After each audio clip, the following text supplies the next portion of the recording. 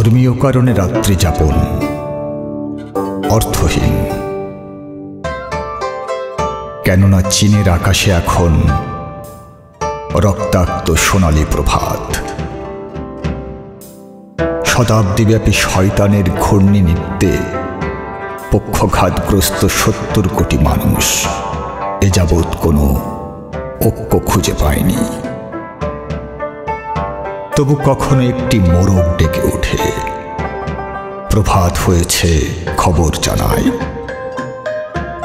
চতুর্দিক এমনকি ইউটিএন থেকেও সঙ্গীত ভেসে আসছে।